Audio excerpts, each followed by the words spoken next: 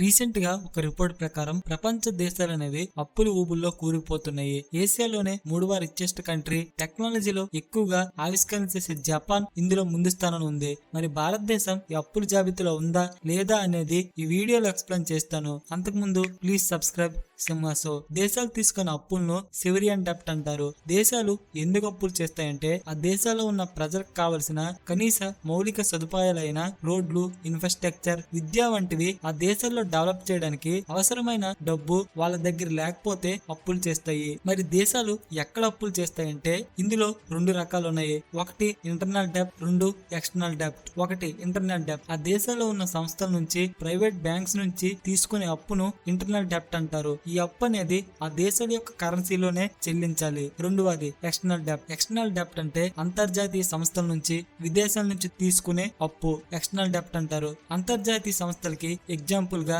International monetary fund, world bank, Asian development bank. విదేశీ దేశాలంటే Japan, China, America, ఏ దేశాలను తీసుకోవచ్చు. External డెప్ట్ అనేది మాత్రం ఏ దేశం యొక్క కరెన్సీలో తీసుకుంటే ఆ దేశం యొక్క కరెన్సీలోనే చెల్లించాలి. ఫర్ ఎగ్జాంపుల్ అమెరికా యొక్క డాలర్లో తీసుకుంటే తిరిగి ఆ అమెరికా యొక్క డాలర్లోనే ఆ దేశాలకు చెల్లించాలి. మరి భారతదేశానికి అప్పు లేదా అంటే ఉంది. భారతదేశం కూడా తన అవసరాల కోసం విదేశీ రుణాన్ని తీసుకుంటుంది.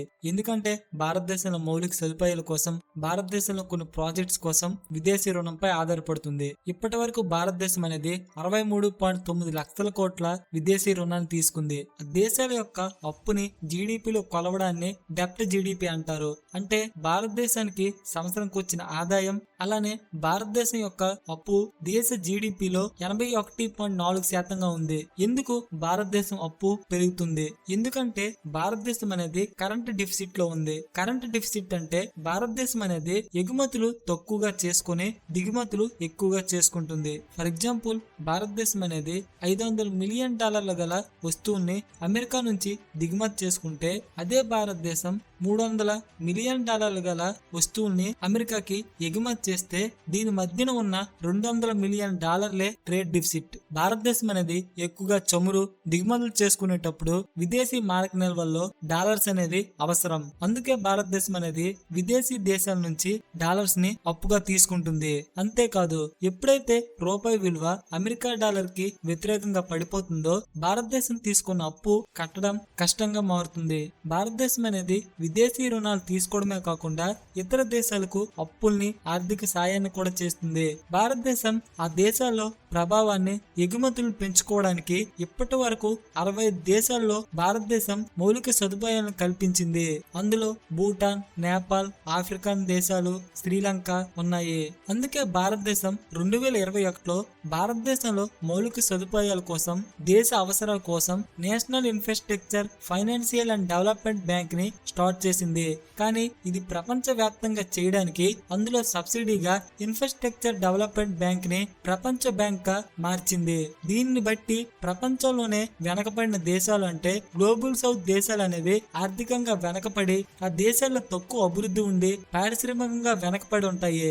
ఏసియా, ఆఫ్రికా, లాటిన్ అమెరికా ఆ దేశాల్లో తగినంత వనరులు ఉండవు. అలానే ఆ దేశాలు అనేవి మౌలిక సదుపాయాల కోసం, ప్రాజెక్ట్స్ కోసం అంతర్జాతీయ సంస్థలంటే international monetary fund, world bank దగ్గరికి వెళ్తే వాళ్ళు డబ్బులు ఇచ్చేటప్పుడు కొన్ని షరతులు పెట్టి ఆర్థిక నిబంధనలు విధిస్తారు. కానీ భారతదేశం అనేది ఇన్ఫ్రాస్ట్రక్చరల్ డెవలప్మెంట్ బ్యాంక్ ద్వారా ఈ దేశాల్లో మౌలిక సదుపాయాల కోసం, ప్రాజెక్ట్స్ కోసం ఎలాంటి నిబంధనలు గాని, రాజకీయ షరతులను గాని విధించకుండా భారతదేశ ప్రభావాన్ని ఈ దేశాల్లో ఉండాలని ఆ దేశాల్లో ఎక్కువ ఇంపాక్ట్ ఇచ్చే ప్రాజెక్ట్స్ పై డబ్బులు ఇవ్వడం స్టార్ట్ చేసింది. చైనా అనేది భారతదేశాన్ని కంట్రోల్ చేయాలంటే భారతదేశం చుట్టుపక్కల ఉన్న చిన్న దేశాలను కంట్రోల్ చేయాలనుకుంటుంది.